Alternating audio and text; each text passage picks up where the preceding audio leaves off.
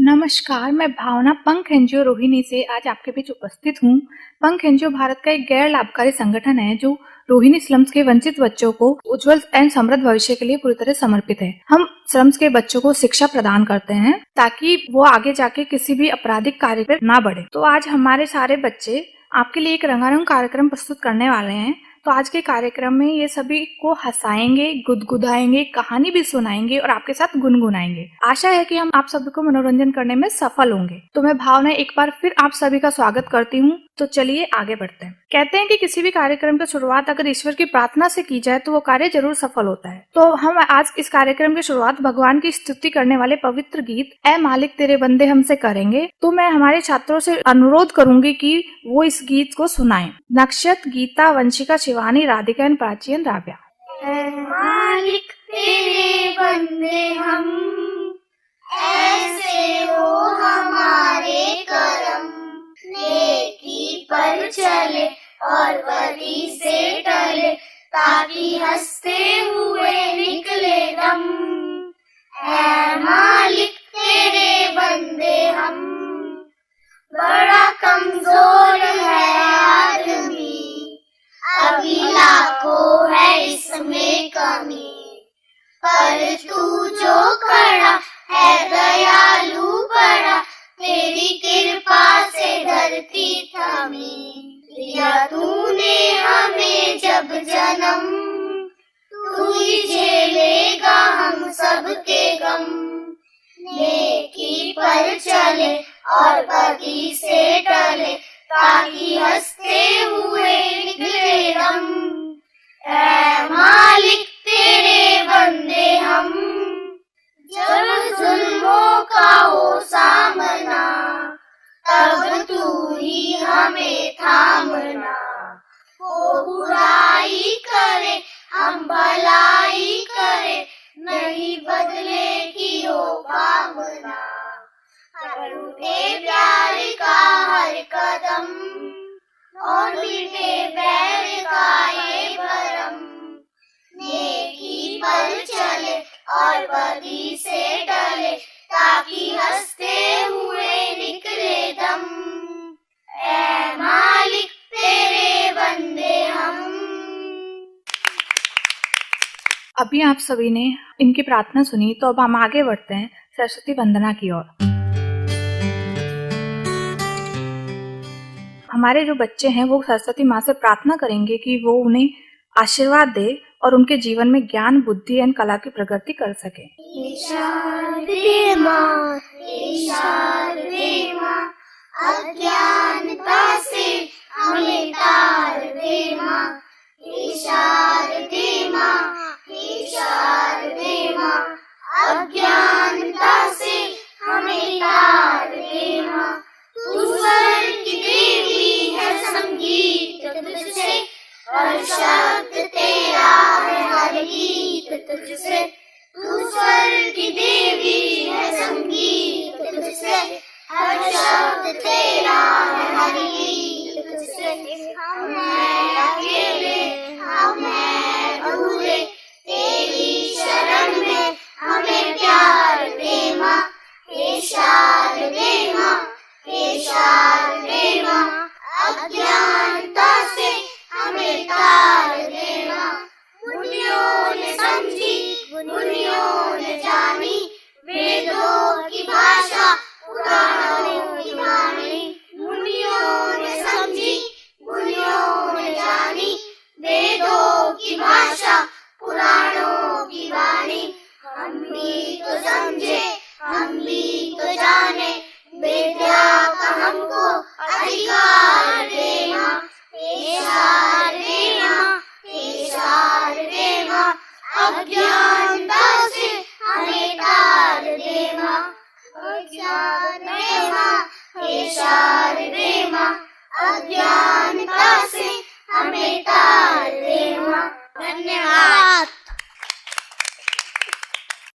शारदा वंदना के सुंदर और पवित्र शब्दों ने हम सभी के मन को शांति और पवित्रता से भर दिया है। चलिए हम अब आगे बढ़ते हैं और मैं हमारी छात्राएं हिमांशी, प्राची, राधिका और राव्या जो कि हमें एक बाल कविता सुनाने वाली हैं, जिसमें कवि भगवान से एक प्रार्थना करता है। ये कवि की इच्छा के ऊपर नहीं है, बल्कि ये भी दिखलाती है कि बच्चे बचपन में अक्सर भगवान से प्रार्थना करते हैं ताकि उनकी प्रार्थना पूरी हो सके। चिड़िया मुझे मना दो राम, छोटे पंख लगा दो राम, आसमान में उड़ जाऊंगी, परियों को संग लाऊंगी, परियां गीत सुनाएंगी, हमको खूब हंसाएंगी। धन्यवाद। ये जो कविता अभी बच्चों ने सुनाई है, इस सब से हम सभी रिलेट कर सकते हैं, क्योंकि हम भी बचपन में भगवान से प्रार्थना करते थे कि भगवान आप मुझे ये बना दो ताकि मैं अपनी इच्छाओं को पूरा कर सकूं। तो चलिए हम अब आगे बढ़ते हैं और हमारे एक छात्र नक्षत एक प्रेरक और ज्ञानवर्धक कहानी के माध्यम से हमें सिखाएंगे कि कैसे हम अपने संघर्ष और बुद्धिमत्ता का उपयोग करके अपनी समस्याओं का समाधान निकाल सकते हैं। मेरी कहानी का शीर्षक है प्यासा कौआ। गर्मी का मौसम था। एक कौआ पानी की तलाश में इधर उधर भटक रहा था, लेकिन उसे पानी कहीं नहीं मिला। वह परेशान होकर ऊंची ऊंची उड़ानें भरने लगा। कुछ दूर जाकर उसे एक घड़ा दिखाई दिया। घड़े में पानी बहुत कम था। वह पानी नहीं पी पा रहा था। उसने अपने आसपास देखा और कुछ कंकड़ दिखाई दिए। उसने एक कंकड़ उठाकर घड़े में डाला। पानी थोड़ा सा ऊपर आ गया, फिर भी वह पानी नहीं पी पाया।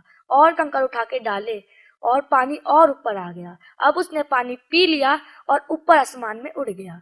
इस कहानी से हमें यह शिक्षा मिलती है कि कोशिश करने वालों की कभी हार नहीं होती और कोशिश करने से ही हमें लक्ष्य की प्राप्ति होती है। धन्यवाद।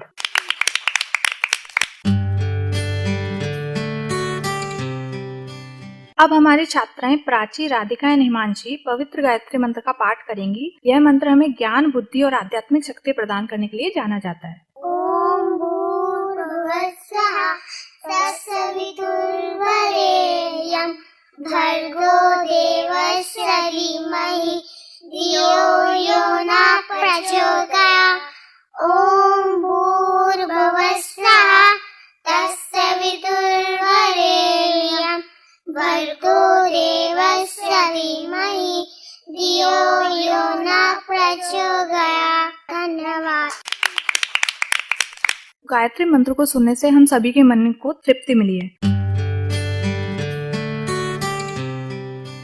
तो चलिए हम अब आगे बढ़ते हैं और हमारी छात्राएं हिमांशी, प्राची, राधिका एंड राव्या आपको एक सुंदर बाल कविता के माध्यम से हमें पेड़ों के लाभ को बताएंगी। पेड़ लगाओ, जीवन को हरा भरा बनाओ, छाए हमको देते हैं, फल हमको देते हैं, बाढ़ से हमें बचाते हैं, प्रदूषण दूर भगाते हैं। हम भी पेड़ लगाएंगे, संसार को हरा भरा बनाएंगे। धन्यवाद। आइए हम भी पेड़ों को बचाने और लगाने का संकल्प लें और अपने पर्यावरण को स्वच्छ और हरा भरा बनाएं। तो चलिए आगे बढ़ते हैं। अब हमारी छात्राएं शिवानी, राधिका और गीता आपको एक प्रेरक गीत कोमल है कमजोर नहीं तू के माध्यम से हमें नारी शक्ति के बारे में बताएंगी, जिसमें वह महिलाओं की ताकत, साहस और सामर्थ्य प्रदर्शित करेंगी। वह बतलाएंगी कि महिलाएं कोमल होने के बावजूद कमजोर नहीं होती। कोमल है कमजोर नहीं तू, शक्ति का नाम ही नारी है, जग को जीवन देने वाली, मौत भी तुझसे हारी है। कोमल है कमजोर नहीं तू, सतियों के नाम से तुझे जलाया, मीरा के नाम से जहर पिलाया, सतियों के नाम से तुझे जलाया, मीरा के नाम से जहर पिलाया। सीता जैसी अग्नि परीक्षा जग में अब तक जारी है। कोमल है कमजोर नहीं तू, शक्ति का नाम ही नारी है, जग को जीवन देने वाली, मौत भी तुझसे हारी है। कोमल है कमजोर नहीं तू। बहुत हो चुका अब मत सहना, तुझे इतिहास बदलना है। बहुत हो चुका अब मत सहना, तुझे इतिहास बदलना है। नारी ये अबला बेचारी है, कोमल है कमजोर नहीं तू, शक्ति का नाम ही नारी है। जग को जीवन देने वाली, मौत भी तुझसे हारी है। कोमल है कमजोर नहीं तू, शक्ति का नाम ही नारी है। जग को जीवन देने वाली, मौत भी तुझसे हारी है। कोमल है कमजोर नहीं तू। धन्यवाद।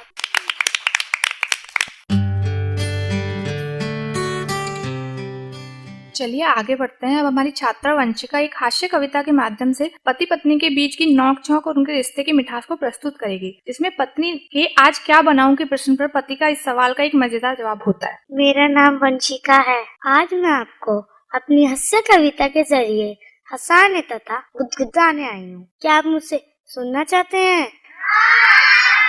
हाँ या ना? ठीक है, आप सभी यात्रीगणों से यह निवेदन है, जो भी इस हंसने तथा गुदगुदाने की यात्रा में सफर करने वाले हैं, कृपया अपनी कुर्सी की पट्टी बांध ले। कहीं ऐसा ना हो आप हंस कर अपनी कुर्सी से उठकर किसी और की कुर्सी पर जा पहुँचे। मेरी हास्य कविता के शीर्षक है आज क्या बनाऊं। मेरी पत्नी मुझसे बोली, आज क्या बनाऊं? मैं बोला, गधा परसों बना था, मुर्गा कल बना था, क्या तो आज शेर बन जाऊं? फिर वह बोली। मैंने पूछा कि आप क्या खाएंगे? मैं बोला, चिमटा परसों खाया था, बेलन कल खाया था, क्या तो आज धक्का खा लूं? फिर वह गुस्से से बोली कि तुम्हारे दिल में क्या है? मैं डरते डरते बोला, कृष्णा के दिल में राधा थी, राम के दिल में सीता थी, तो मेरे दिल में तेरे सिवाय और कौन हो सकता है? इतना सुनकर वह पिघली और बोली, टिंकू के पापा, मैं तो पूछ रही थी कि आप भोजन में क्या खाएंगे? मैंने बोला, टिंकू की मम्मी हलवा हो या खीर, करेला हो या पनीर, आज का मौसम बड़ा है सर्द नरम, बर्तन अगले पानी दे देना गरम। इस पर वो शर्माई और बोली, पानी तो गरम मिल जाएगा, लेकिन अब प्रश्न है खाना कौन बनाएगा? मान लेती हूँ आपका का, पर अब चक्कर है बहुत बड़ा।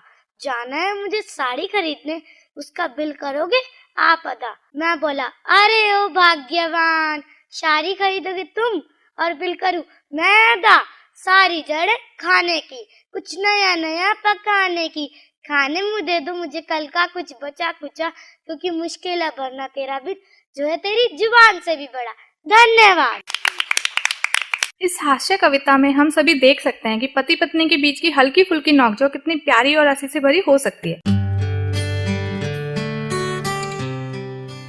तो चलिए आगे बढ़ते हैं और हमारी छात्राएं गीता और शिवन्या एक सुंदर बाल कविता माँ के माध्यम से हमें माता के महत्व और उनके प्यार को समझाने जा रही हैं। हमारी कविता का शीर्षक है माँ। माँ तुम कितनी भोली भाली, कितनी प्यारी प्यारी हो, जैसी सारे जग से न्यारी हो। मेरे मन में जोश तुम्ही से, तुमसे ही प्रकाश, मुझ में साहस तुमसे आता, तुमसे ही विश्वास। धन्यवाद। ये कविता हमें दर्शाती है कि माँ कितनी प्यारी और साहसिक होती है। उनके प्यार और समर्थन से हमें जीवन की चुनौतियों का सामना करने का साहस मिलता है। तो चलिए आगे बढ़ते हैं और हमारी एक छात्रा वंशिका, जो कि आपको एक रोचक कहानी के माध्यम से शून्य के महत्व को समझाने जा रही है। मेरी कहानी का शीर्षक है शून्य का महत्व। एक दिन एक शिक्षक ने सारे अंकों की सभा बुलाई। सारे अंक आ गए, लेकिन शून्य कहीं नजर नहीं आया। शिक्षक ने बोला, शून्य कहाँ है? ढूंढ कर लाओ। सारे अंक उसे ढूंढने चले गए। शिक्षक शून्य कहाँ हो तुम, शून्य कहाँ हो तुम? थोड़ी देर के बाद पता चला कि शून्य एक पेड़ के पीछे छिपा हुआ है। शिक्षक बोले, शून्य तुम पेड़ के पीछे क्यों छिपे हुए हो? शून्य रोने लगा, मेरा कोई मूल्य नहीं है, मेरा कोई दोस्त नहीं है। शिक्षक ने बोला, ऐसा नहीं है, तुम एक के दाएं तरफ जाकर खड़े हो जाओ। वो एक अंक के पास जाकर खड़ा हो गया। शिक्षक ने बोला, अब बताओ कि अब कौन सा अंक बना? सारे बोले 10 10। शिक्षक ने बोला, देखा शून्य, तुम्हारा कितना महत्व है। तुम जिस अंक के दाएं तरफ जाके खड़े हो जाओगे, उस अंक का महत्व बढ़ जाएगा। सारे अंक बोले, शून्य तो हमारा हीरो है। सुनने बहुत खुश हुआ। इस कहानी से हमें यह शिक्षा मिलती है कि हमें किसी को भी अपने से छोटा नहीं समझना चाहिए, क्योंकि अब हर किसी का अपना महत्व होता है। धन्यवाद।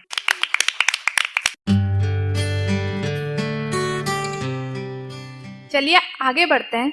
अब हमने हमारे बच्चों के लिए एक मजेदार क्विज का आयोजन किया है। उसमें इनसे कुछ प्रश्न पूछे जाएंगे और इन्हें आंसर देने होंगे। हम 2 टीम डिवाइड कर चुके हैं। तो टीम ए में है शिवानी, वंशिका, राव्या, शिवन्या और नितिन, एंड टीम बी में है गीता, नक्षत, प्राची, राधिका और हिमांशी। तो मैं पहला प्रश्न टीम ए से करूंगी, उसके बाद टीम बी से। मेरा पहला प्रश्न है, भारत के राष्ट्रीय पक्षी का नाम क्या है? ए तोता, बी गौरैया, सी मोर। शिवानी आप बताइए। C more. Correct answer.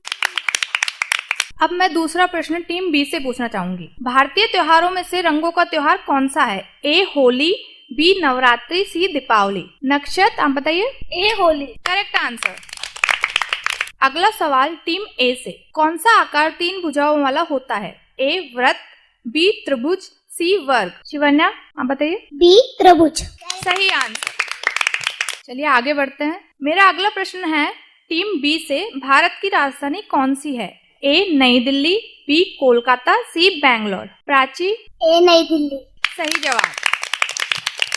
अगला प्रश्न टीम ए से, जय हिंद का नारा किसने लगाया था? ए महात्मा गांधी, बी लाला लाजपत राय, सी सुभाष चंद्र बोस। शिवानी। सी सुभाष चंद्र बोस। सही जवाब।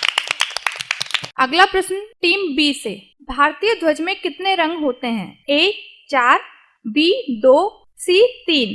प्राची। सी 3। सही जवाब। तो चलिए आगे बढ़ते हैं। मेरा अगला प्रश्न है टीम ए से, किस ग्रह को लाल ग्रह कहा जाता है? ए मंगल, बी शुक्र, सी पृथ्वी। वंशिका। ए मंगल। सही जवाब। अगला प्रश्न टीम बी से, भारत का राष्ट्रीय खेल कौन सा है? A cricket, B hockey, C kabaddi. Nakshat. B hockey. सही जवाब। अगला प्रश्न टीम ए से, भारत के मिसाइल मैन के रूप में कौन जाने जाते हैं? ए विक्रम साराभाई, बी होमी जे भामा, सी एपीजे अब्दुल कलाम। वंशिका। सी एपीजे अब्दुल कलाम। सही जवाब। इस क्विज का आखिरी प्रश्न टीम बी से, भारत की विश्व प्रसिद्ध स्मारक कौन सी है? ए लाल किला, बी ताजमहल, सी चार मीनार। गीता। सी ताजमहल। सही जवाब। इसी के साथ प्रश्नोत्तरी का समापन होता है।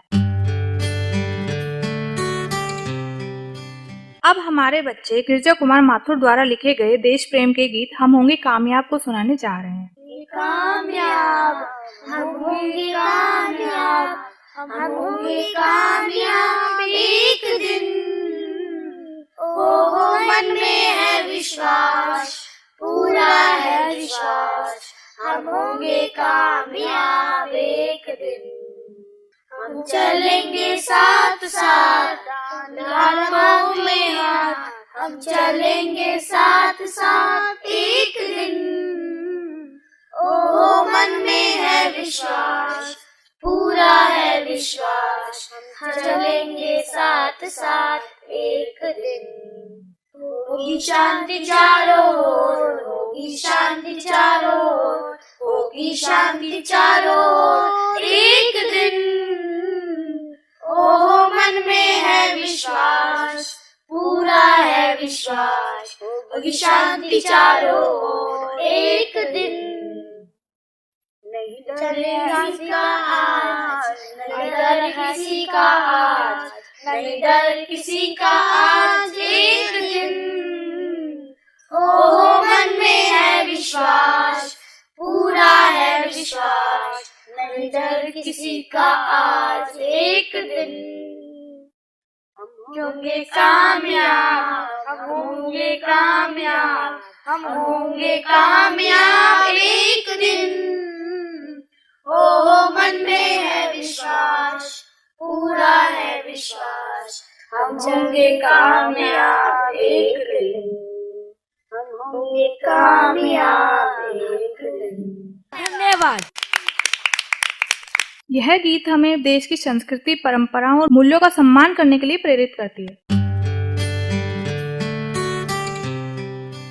अब हमारी छात्रा शिवन्या एक कविता सुनाने जा रही है, भारत मेरा बड़ा महान। मेरी कविता का शीर्षक है भारत मेरा बड़ा महान। भारत मेरा बड़ा महान, तिरंगा इसकी शान है। जो इसको झुकाने आएगा, जान से वह अपनी जाएगा। भारत का यही तो निशान है। भारत मेरा बड़ा महान है। वीरों ने जान गंवाई है, तब जाके आजादी पाई है। भारत मेरा बड़ा महान, इसमें समाया पूरा हिंदुस्तान। धन्यवाद। यह गीत हमें देश प्रेम, एकता, अखंडता और हमारे देश के प्रति आत्मसमर्पण को दर्शाता है। चलिए अब हम बढ़ते हैं कार्यक्रम के प्रस्तुति की ओर। अब वंशिका हमें संस्कृत भाषा के महत्व के लिए एक सुंदर गीत सुनाने जा रही हैं। मेरे गीत का शीर्षक है लक्ष्यमस्ति निश्चितम। लक्ष्यमस्ति निश्चितम तथा विचारितम। लक्ष्यमस्ति निश्चितम तथा विचारितम। आचरेम मित्र संस्कृतेन पाठनम। आचरेम मित्र संस्कृतेन पाठनम। लक्ष्यमस्ति निश्चितम तथा विचारितम। लक्ष्यमस्ति निश्चितम तथा विचारितम। आचरेम मित्र संस्कृतेन पाठनम। आचरेम मित्र संस्कृतेन पाठनम। आंग्ल भाष्याय आंग्लमज्ञ पाठते। हिंदी भाष्या तथैव शिष्यते। आंग्ल भाष्याय आंग्लमज्ञ पाठते। हिंदी भाष्या तथैव शिक्षते। संस्कृतेन संस्कृतं कथं न पाठ्यते। संस्कृतेन संस्कृतं कथं न पाठ्यते। आचरेम मित्र संस्कृतेन पाठनम। आचरेम मित्र संस्कृतेन पाठनम। लक्ष्यमस्ति निश्चितं तथा विचारितं। लक्ष्यमस्ति निश्चितं तथा विचारितं। आचरेम मित्र संस्कृतेन पाठनम। आचरेम मित्र संस्कृतेन पाठनम। बोधकारकं तथा सुदीप्तिकारकं। बोधकारकं तथा सुदीप्तिकारकं। रहस्यभेदनं विधाय तुष्टिदायकं। रहस्यभेदनं विधाय तुष्टिदायकं। आचरेम मित्र संस्कृतेन पाठनम। आचरेम मित्र संस्कृतेन पाठनम। लक्ष्यमस्ति निश्चितं तथा विचारितं। लक्ष्यमस्ति निश्चितं तथा विचारितं। आचरेम मित्र संस्कृतेन पाठनम। आचरेम मित्र संस्कृतेन पाठनम। बोधकारकं तथा सुदीप्तिकारकं। रहस्यभेदं विधाय तुष्टिदायकं। बोधकारकं तथा सुदीप्तिकारकं। रहस्यभेदनं विधाय तुष्टिदायकं। बोधकारकं तथा सुदीप्तिकारकं। रहस्यभेदनं विधाय तुष्टिदायकं। रसानुभूतिर्न जायते ध्रुवं। रसानुभूतिर्न जायते ध्रुवम्। आचरेम मित्र संस्कृतेन पाठनम। आचरेम मित्र संस्कृतेन पाठनम। लक्ष्यमस्ति निश्चितं तथा विचारितं। लक्ष्यमस्ति निश्चितं तथा विचारितं। आचरेम मित्र संस्कृतेन पाठनम। आचरेम मित्र संस्कृतेन पाठनम। आचरेम मित्र संस्कृतेन पाठनम। धन्यवाद।